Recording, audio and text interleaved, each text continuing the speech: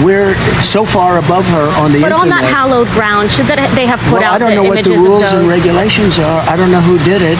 And it could have been them. It could have been the parents. It could have been somebody. It was your campaign's TikTok, though, that put out the video. I really don't know anything about it. They're worried about whether there's a camera rolling and whether Trump is using it as a commercial right now. He should use it as a commercial. It was honorable what he did. A high-profile Trump supporter, who was both a Fox News and Newsmax host, had a meltdown on video over the fact that Trump is receiving much-deserved pushback for a political stunt involving America's dead veterans, which was so disgusting that even the United States Army officially weighed in. But before we unpack all that, if you end up liking this video and you want to support the channel, please be sure to hit the like, subscribe and alert bells before you go. Alright friends, we have several clips to talk about in this video.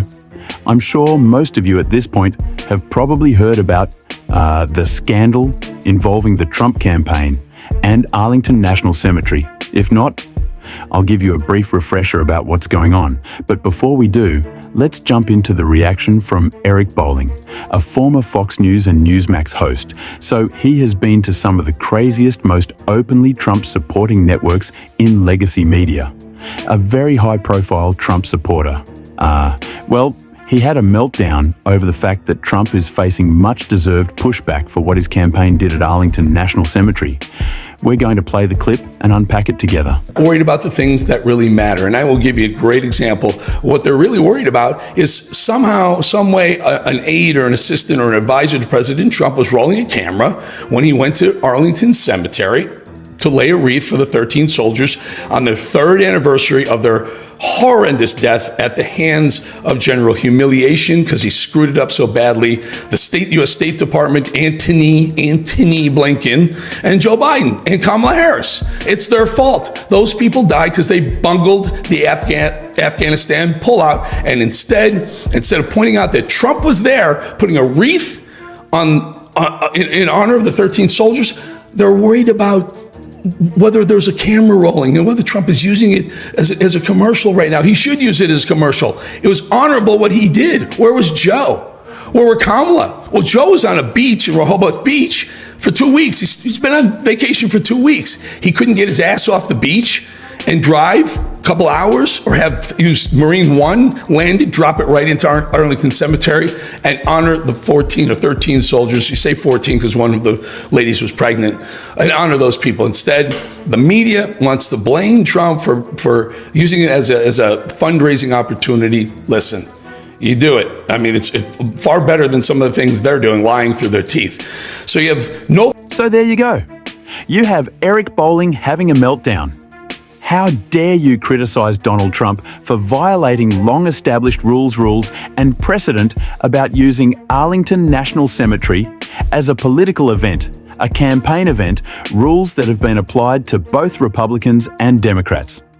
How dare you do that?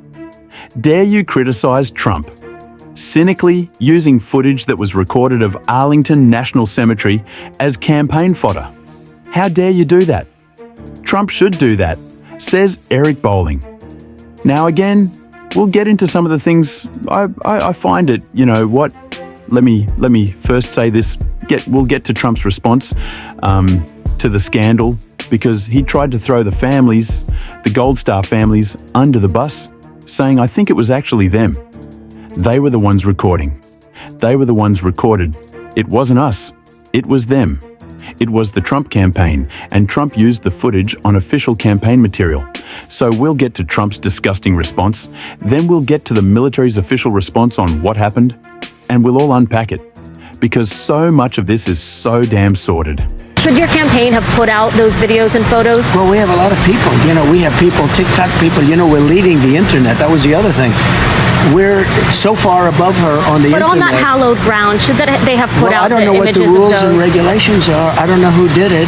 And it could have been them. It could have been the parents. It could have been somebody. It was your campaign's TikTok, though, that put out the video. I really don't know anything about it. All I do is I stood there and I said, if you'd like to have a picture, we can have a picture. If somebody did it, this was a setup by the people in the administration that, oh, Trump is coming to Arlington. That looks so... So he can't make up his mind. First, he said, I don't know who did it. It was probably It may have been the F, the parents, the families then, within 5 seconds. You know, it's the White House. It was a Biden administration. They were responsible for it.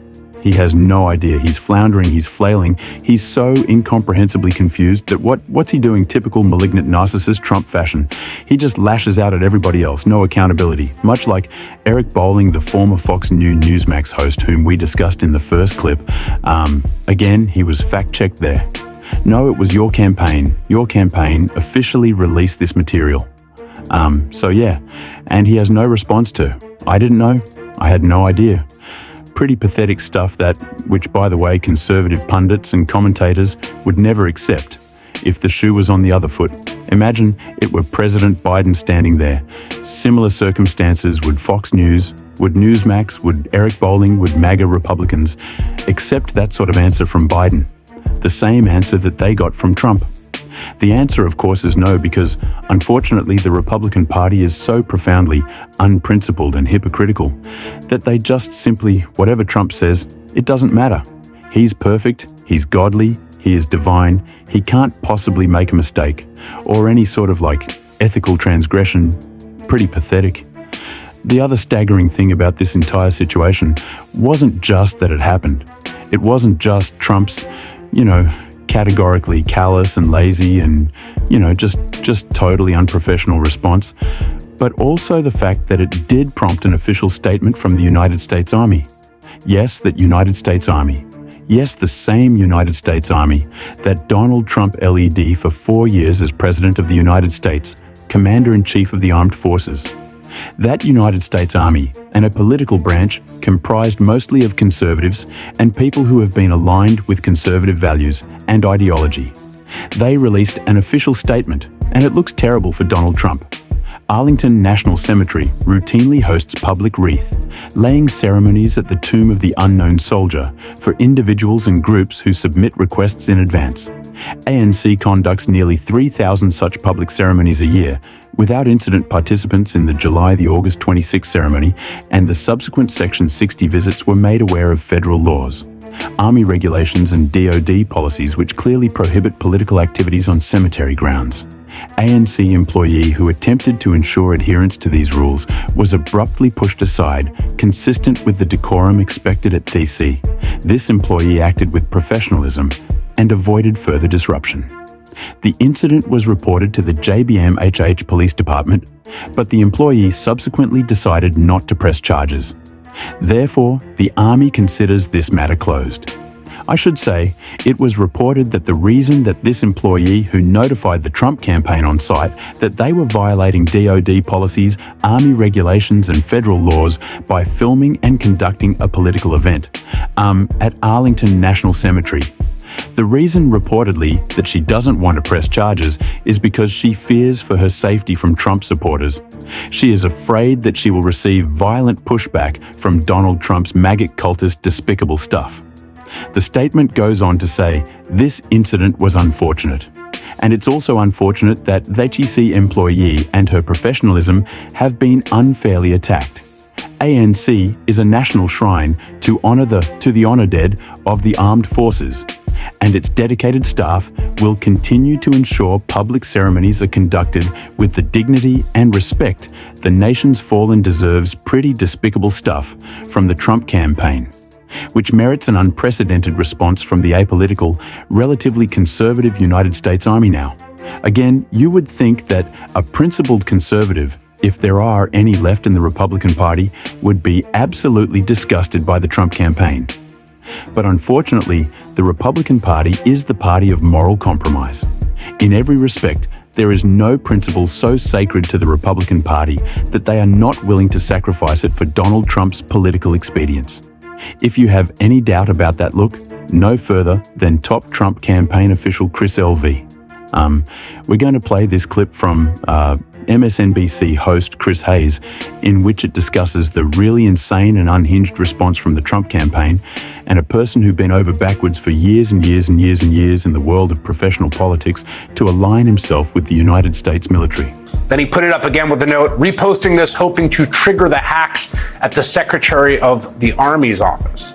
The grown man who wrote that post, Chris LaCivita, is a Marine vet whose first big splash in politics was putting together the Swift boat attacks that helped sink John Kerry's presidential campaign in 2004. LaCivita is a guy whose entire career is built on Republicans being the real military-loving patriots.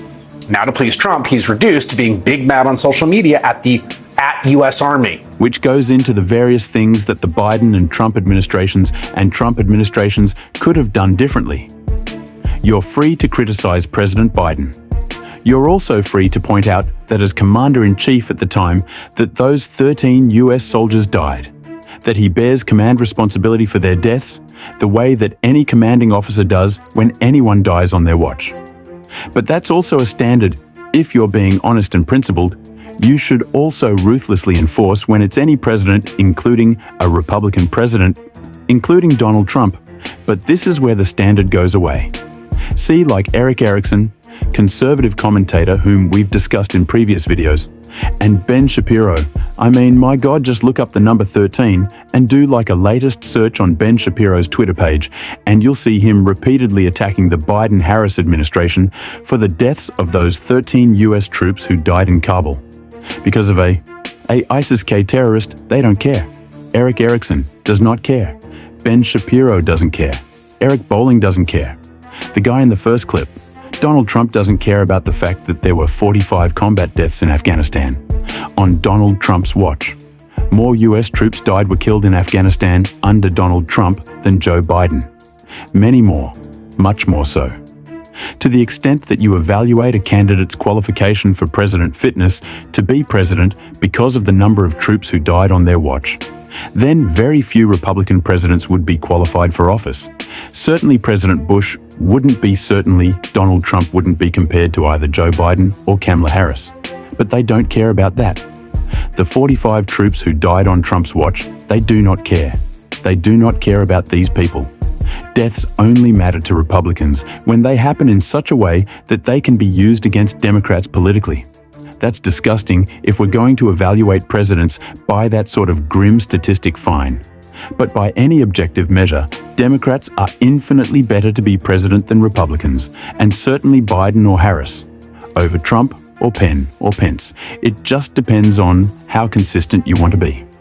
Of course, the problem with Republicans is they know if they hold to consistent standards, they lose 9 times out of 10. So they don't pretty disgusting, despicable stuff, for which they should be relentlessly, all of them. Eric Bolling, Eric Erickson, Ben Shapiro, Donald Trump. All of them should be relentlessly criticized for what they do. In the meantime, you let me know what you think in the comments.